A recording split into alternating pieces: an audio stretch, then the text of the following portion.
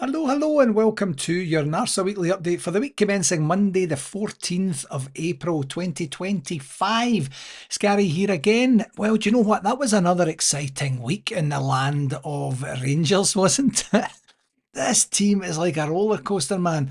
You know, two games, two draws, two first half red cards that we navigated, and we put in decent performances to give ourselves opportunities to do different things with this particular team. I was really glad to see Barry Ferguson breaking his disastrous Ibrox streak with at least not a defeat on Thursday, and it was even more poignant yesterday for me that we ruined a title party in the very last minute with the last kick of the ball for at least another couple of weeks with that last gasp equaliser from Yanis Hadji. You know, it's exciting times. I think domestically the main exciting factor is the fact that we are now only 5 games away from the end of the season and we can get this one wrapped up and put into the annals of history and basically never to be talked about again. One key thing for me in terms of the league, I think, is probably our ability to beat Celtic.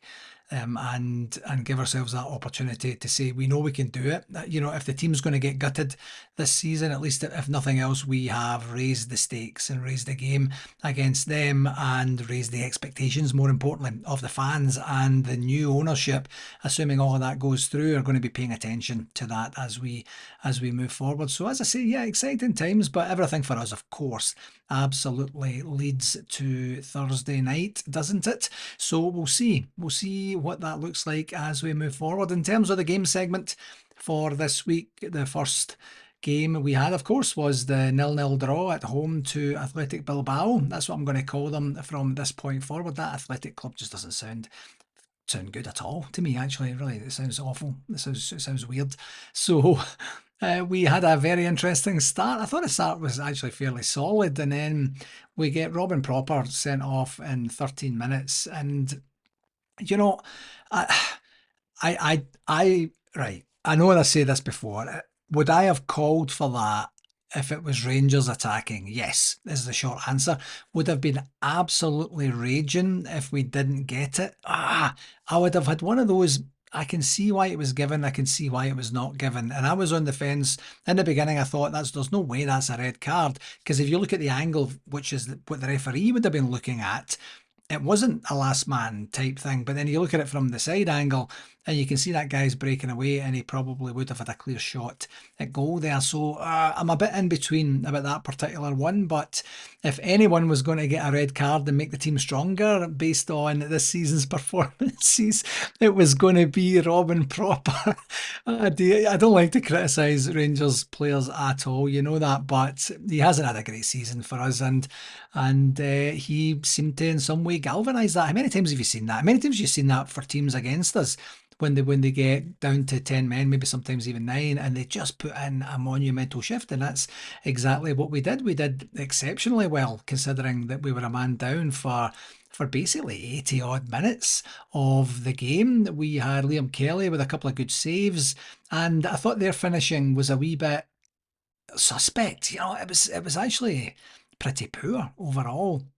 So I don't know if I didn't see any post-match interviews by their management team. I typically never pay attention to that anyway, but I didn't see that they said we played exceptionally poorly or anything like that. But some of the shots, when you've seen, especially on replay, they were just wild, like wildly going out for throw-ins sometimes, or wildly going past the target. So hopefully they have another night like that on Thursday, and we'll see what that looks like. The second half, I thought we started pretty slow, and they didn't break us down too much, but they did have a great chance just before the hour when their diver, put it wide, and that was one of those ones, hearts in the mouth, because I just thought I was going to see the net bulging, but fortunately it didn't happen. And then things went kind of stupid, didn't they?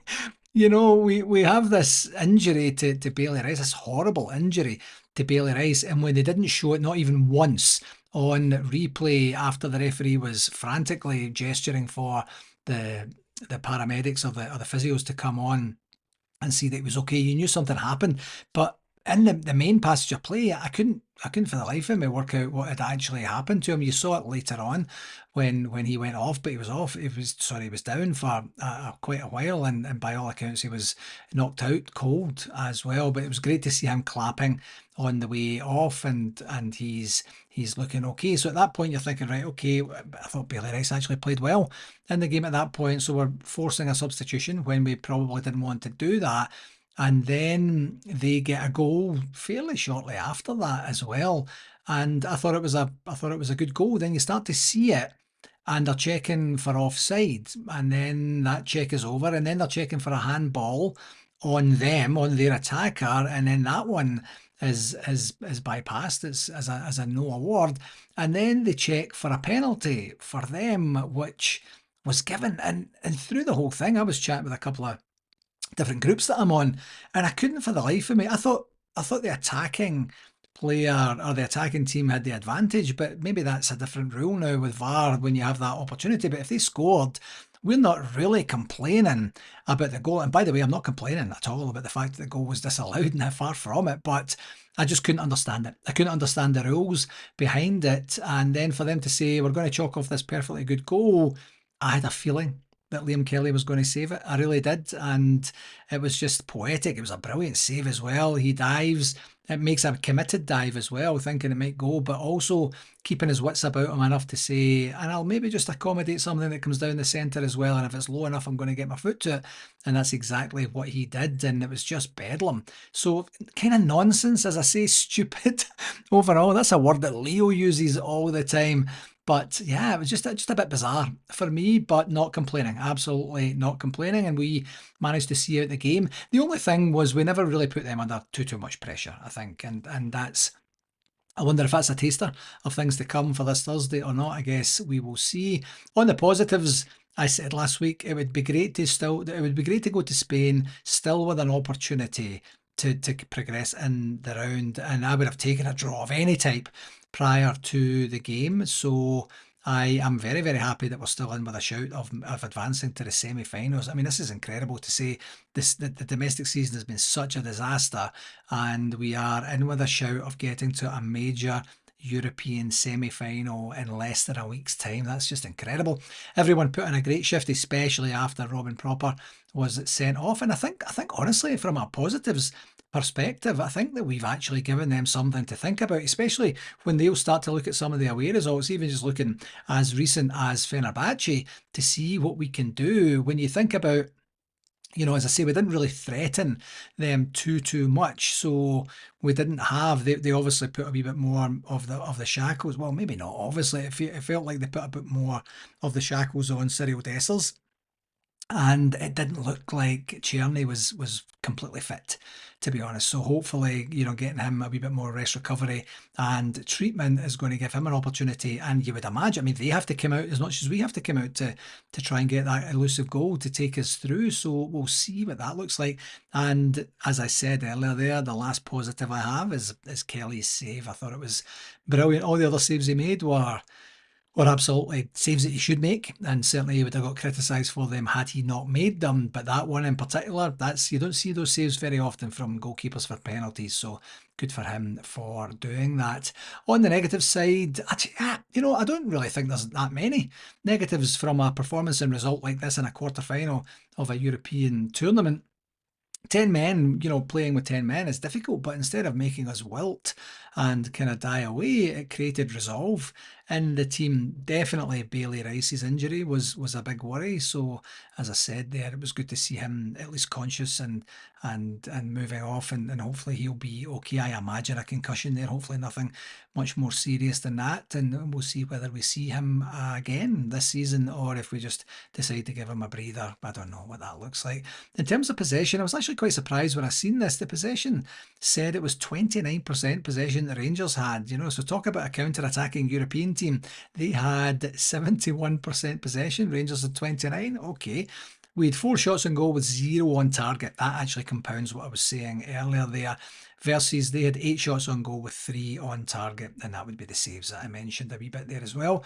In terms of the referee watch, I mean, he had a call to make once he went to see the screen on the pitch side to determine whether it was a red card. And as I said before, I can see why he gave it. I'm not going to give him a hard time for that. There was a foul. Who was it on? I think it was on Yanis Hadji, who I thought was brilliant, by the way. And there was a foul on him. Ferguson shouts for the foul, and he got booked. So I wonder if he said something, because I know you're not supposed to ask for a yellow card anymore with a gesture, and I'm assuming that also translates to you're not allowed to physically ask to say, hey ref, that's a yellow card. And I wonder if Barry said that, just to instinctively say that should be a booking if you're booking our guys for less. I'm not sure, but it was nonsense. It looked like it was nonsense, and Ferguson was surprised as well. But to kind of almost recount for that, he booked their guy Mordan for diving, which at the time I was like, good for you for doing that, and getting this guy bloody told. And then I looked at the replays and I thought, oh, that wasn't a dive at all, actually. And they did the check very, very quickly, and on we moved with the game. So just not enough contact for the type and style of dramatics that he created, or theatrics that he created when he was going down, is what I have to assume the VAR officials decided for that particular one. So all of that to even it up, he'll get a 7 out of 10 for this one, and I think he kind of deserves that. He actually did okay. And the second game, of course, was yesterday's 2-2 draw at Aberdeen, and I was hoping that we were going to give them a bit of a doing to make up for the unjust 2-1 defeat that we had a wee bit earlier in the season. Yes, we didn't play that well that day, but we didn't deserve to get beat at all, and my car almost got towed, and remember all that dramatic story from that particular day. But then I wake up in the morning to see a very, very different lineup, and I thought, right, okay, Barry's starting to practice what he said he was going to do, to practice what he preaches, and he made 9 changes. And it was one of these ones where we don't give a stuff about this game. We don't give a stuff about anything else other than Thursday evening to go and do the best possible job we can to see if we can actually get through to this European semi-final. A bit of a frantic start. Then we have one of the players who hasn't featured almost at all, it feels like, this season. Fernandez goes off injured in 20 minutes. It looked like a hamstring challenge there, and then that meant that James Tavernier had to come on, which I'm pretty sure wasn't the plan for him, but thankfully he came through the game unscathed, and there's no issues or hassles with him for Thursday night that I know of anyway. Then we lose a goal on 31 minutes straight from a free kick, and for all the plaudits that I give Liam Kelly for his performance last Thursday, I thought he should have done better with the free kick. It was a good free kick. It was well struck. It was at a really good height for him. He got a full hand on it and couldn't keep it out. He reacted too late. I don't think he was expecting a shot at all. But yeah, that was a poor show from him. And then we get Ross McCausland sent off in 40 minutes for a second yellow card. A poor, very, very poor first booking and second booking, especially more so when you're on the first booking. And he should know better now. I mean, that sort of stuff, you don't need to be a mature, seasoned professional to understand that you need to be more careful when you're on a yellow card. And Barry Ferguson talked about that on his post-match press conference as well. But he decided with the team, with the folks on the bench, that he would take a chance on McCausland staying on and sticking with the programme of not getting the second yellow card, and that didn't happen. So that is on the manager, but maybe come Thursday night it will all be worthwhile for that. They lost the second goal just before half-time, and I thought this one was really poor. Overall, poor play, and in terms of the guy ending up standing on his own with an opportunity to just basically pass it into the net. The build-up play and such, we could have done a bit better than stopping the cross coming in the first place. But, that's what you get when you've got a teenager, trying to mark a full-blown professional in full flight sort of thing. But the guy standing on his own, in fact, and he wasn't the only one in the box at that particular point, was a bit tough to take. And then we have Iggyman, or Iggy, as Alex Liddell likes to call him, and he scored, but the ball went out of play. That was so unfortunate, because it was a great goal and great timing for us, just to get that goal back before half time. But then he scores an actual real goal, which was a brilliant goal just after half time, around about 49, 50 minutes, something like that. And that's what he's great at. He's great at finishing chances when they come his way. I talked about that last week in terms of Cyril Dessers and his inability to do that with the plethora of chances that he gets, but again, you're confident with him that at least you're going to make the goalkeeper work, and he's all about getting direct to goal. So that was great. And I think we then brought on, I can't remember when we brought on Diamondi, which is what you're called if you're Ian Ferguson on co-coms with RTV. It sounds weird the way that he says it, but Diamandi came on, and then you had Nisbet scoring, but it was ruled off for a handball. Got away with one there. I would have been disappointed if we had have had it chalked off, but again, would have understood. And then at the very end of the game, I thought we played well in the second half overall. I really did. And at the very end of the game, the ball goes over. Dessers has a chance. He smashes it against the post, and I'm just about to write the headline, "Come on, man, just hit the target." And then Hadji scores, not so much on the rebound, but the ball goes out to him, and it was an absolutely brilliant finish at the very, very end. I think there was maybe about 20 seconds to play after the referee restarted the game. So 2 goals of a comeback with 10 men and a brilliant finish to take the championship race beyond the split. And you'll know that it feels like since November I've been saying that because we've been so far behind for so long in the season. But to take it beyond the split is a bit of an achievement in and of itself. It doesn't really materially mean anything other than I really truly hope that they were celebrating. They had cracked the cans and the booze out. They were ready to go and get their little flares and go and with their green and grey tops on and do what they were going to do. And then they got actually not today, boys. And that was courtesy of Yanis Hadji. So good for Hadji for finishing that off. And I think we deserved the draw on the balance of play. It wasn't as bad as we've endured at Pataudry. And that's with, I was going to say half of a team, but it's not even that, with not even a quarter of our regular first team starters there. That's good shooting. Well done, Rangers, and well done to Barry Ferguson and his coaching staff for coaching them to that result. The positives: solid performance from fringe players, gives them some time in the legs and gives Ferguson an opportunity to see what they can do, and in a competitive environment that is. And I think a few of them certainly gave him food for thought in terms of what the remainder of the season will look like. There was another couple of dodgy performances, but other than that, not too bad.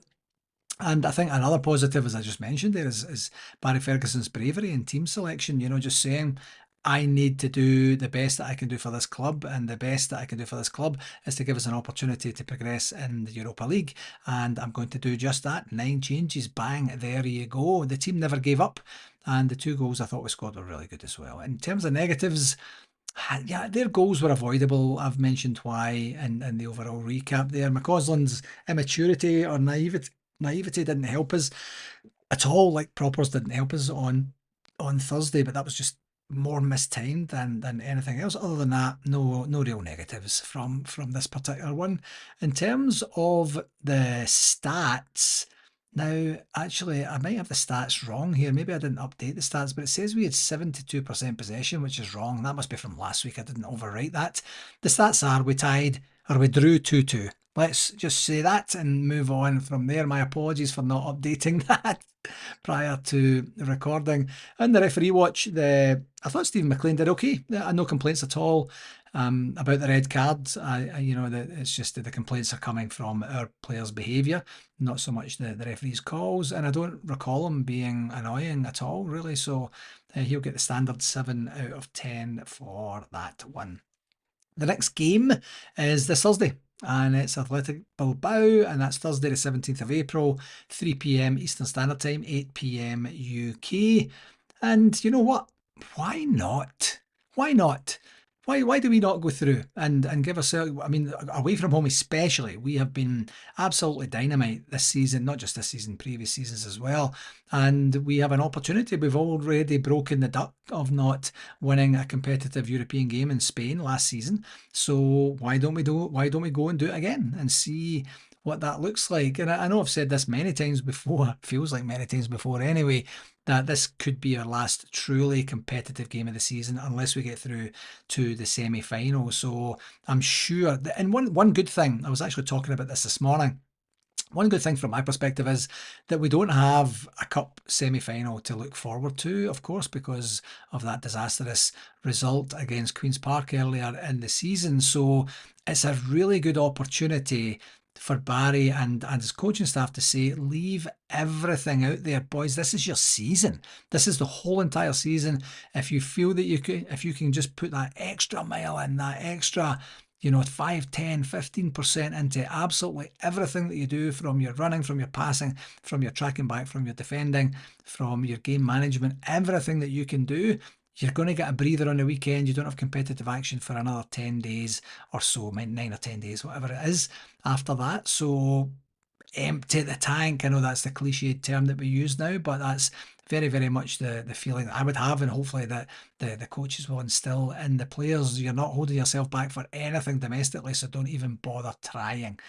And then we'll see how it goes from there. So that's the only game that we have this week. Just before, not long before I started recording here, it's, what is it now, 12:22 p.m. We got confirmation of the post-fix domestic fixtures, and we start away at St Mirren on the 26th of April. Then we're at home for 3 games in a row. First against them on the 4th of May, second against Aberdeen on the 11th of May, and the third one is a midweek one, and that's the 14th of May. And then we close out our domestic season away to Hibs on the 17th of May, and hopefully we have a Europa final to look forward to around about the same time and see what that looks like. If not, that's 5 boring, innocuous. I think we still need to get another point or two to solidify completely second place, but let's get that the next time we play against St Mirren away, and then that one's out of the conversation, and then we'll see what happens after that. On the shout-outs, the women's team drew in the Old Firm game on the weekend. They were a goal ahead and never really capitalised on the chances that they had to make it 2 and put the game to bed, and lost a late-ish goal. And so that lost.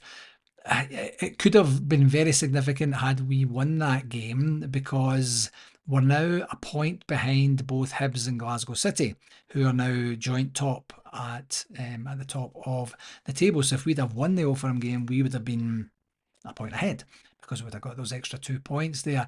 The good news is we are playing Glasgow City on Wednesday, so a chance to put them in the rearview mirror as we close in on the last 6-7 games or so of the season. So all to play for. Very, very exciting atop the league table there, as I've mentioned in previous pods, and good luck to Joe Potter and her team for everything that they have coming their way in the next wee while. Last week was Mr. David Holmes' 90th birthday. That was Tuesday of last week. So I sent a note to his lovely daughter Lynn, and on behalf of NARSA, just to say a very, very happy birthday, and thank you again for everything that he did for Rangers during his time. He was the man behind the revolution, despite what maybe a certain Sir David Murray might want people to have you think. And we had a couple of birthdays for some NARSA members on the weekend. We had Brian Campbell's birthday on Saturday, and we had Colin Bowman, who is hosting the NARSA convention this year, and his birthday was yesterday. So happy belated birthday to both of the guys, and I hope you had a wonderful weekend and you got spoiled rotten by your loved ones. I did want to say a congratulations to Rory McIlroy. I think we're a bit undecided about Rory at times, aren't we? Because we don't know we don't know what team he supports, basically. But he's so entertaining to watch. It's never finished with this guy until he actually sinks that last putt, because he's all over the place most of the time. But congratulations on him winning his first Duck Egg Blue jacket and completing the career Grand Slam with a victory at the Masters. Good for him for doing that. It was the wackiest, most exciting, most bizarre round of golf I have ever seen in my entire life. It was brilliant. It was absolutely brilliant. Such a good advert for the game, such great competition from everyone that was there. That was easy for me to say, wasn't it? And just some great competitive spirit from everyone. Golf is such an up and down game that it was just so incredible to see how it all unfolded. And congratulations again to Rory for doing that. Just another shout out for the Melbourne City Loyal Culture Weekend, November 21st to 22nd. I'll leave the link there on the show notes for this week, as always. In terms of the convention update, 57 days and 8 weeks until we go and do what we're going to do in Kissimmee, Osceola County, Florida. That's, of course, June the 12th to the 15th at Omni at Champions Gate. And just another reminder of the ESTAs that you need to get if you're on a UK passport. For that, don't forget and wait to the last minute. And in terms of ongoing logistics, I did mention last week I was hoping to hear something definitive from the hotel. I am still in the exact same position. I think they've been a wee bit delayed at their end, and I'm just waiting for the final I's to be dotted and T's to be crossed, and then we are literally all systems go. We're 99.9% of the way there. We are still looking for magazine adverts from NARSA clubs and any other club that would like to put an advert in the magazine, and any business that you would like to have represented in the magazine as well. Please just contact the people at orlandorsc.com. That's the people at orlandorsc.com, and then you'll get the instructions on what type and style of file you have to provide and by when, and then we'll move on from there. Of course, hotel rooms are available for booking, as are the tickets for the events, and once we get the formal confirmation from the hotel on the tickets, we'll then start to split the tickets up. You'll be able to buy individual nights as well, so that should be over the next wee while here. And other business, just another reminder that we are open for anyone looking to join the NARSA executive, and the dates for formal nomination and seconding need to be sent in to the NARSA secretary today by midnight tonight, and that would be local time to where you are. So midnight tonight, you need to get that in.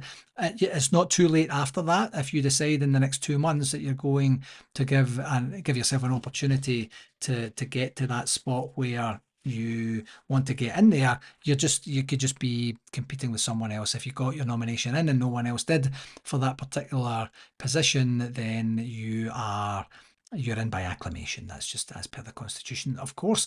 And the same date restriction goes to Constitution changes, and they need to be in by today. There's nothing you can do after that as well. So I typically try and put something in. I have something in my schedule for today to take a look and see what the main things are there that annoy me, and I'll maybe make a nomination for change, or I'll maybe just wait till next year. There's nothing absolutely controversial in there anyway. But tonight's your deadline, folks, so please get on that so that you don't miss out on something important.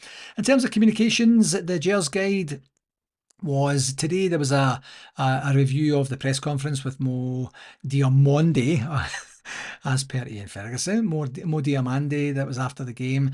There was the Rangers women's team highlights, of course, from the Old Firm game, and there was an interview with Andy Thompson, who's the new assistant coach with Joe Potter's women's team as well. Tomorrow, the loan review, and then there is a high five feature on Rangers TV, which is Rangers versus St Mirren from April 2023. On Wednesday, there's the press conference for Atletico Bilbao. And we then have training ground, and there's a Chelsea Cornet interview, which is a preview of the Glasgow City game, which is on the same day, and that is 7:35 UK kickoff at Petershill Park. That's away from home for the women's team. Good luck to them, of course. On Thursday, we have the game against Atletico Bilbao, and that is in Bilbao, of course. And then on Friday, we have a big interview with Dave McKinnon. I think Dave McKinnon was actually co-commentator on Rangers TV. What game was it now? Last weekend, a couple of weeks ago, something like that. And there's also a Stevie Smith interview to talk about his work with the under-18s. Not a lot happening on Saturday, and on Sunday, the women's team are away to Hibs, and that is a 4:10 p.m. UK kickoff as well. The last major thing I want to talk about in terms of the communications, I did notice on Sky Sports the other day, it kind of went a wee bit under the radar, that it was confirmed that there would be no further punishment for Czerny for when he had the audacity to wash a few of the unwashed. But the key thing is, so one, obviously it's good news that there's no further stupidity going to come out of this, and I believe he's probably been given some sort of recommendation in a letter to say don't do that again. That could be a public disturbance in waiting, or whatever it is the police might say to them. But the title of the article was the one that that piqued my interest, let me just say. Is it said something along the lines of Cherny gets away with it. That's what it said on the article, and this is Sky Sports, so typically not too influenced by the stupidity that comes out of that mob from the East End. But for someone to write that title there, that's insinuating the fact that he's pulled a flanker over the authorities, that he shouldn't have gotten away with it and stuff. And I don't think it's a fluke that was the title. So shame on you, Sky Sports, for reporting that as a title, and get a grip of yourself and maybe just report unbiased going forward. Just another reminder, I think I'll maybe make this the last one, that the Rangers Review have a special offer of £5 for the entire year for all their behind the scenes content for NARSA members, family and friends. I'll leave the link there, very kind of them to do that, and the content is going to be great, especially as we move forward towards takeover time here, which is hopefully not going to be too far away. Okie dokie, that will do it for this week, my friends. As always, thank you very much for taking the time to listen to it. Please do share it with whomever you think might enjoy it. And let's just dare to dream for this week, shall we? And see what happens. Who knows? I mean, we don't go there with absolute trepidation, but we don't go there with an absolute expectation either. We'll just see what happens. Rangers have a want and have a habit of genuinely pleasantly surprising us on European nights, especially away from home. So we'll see what happens. Until next week, take care and all the very best, okay? Follow.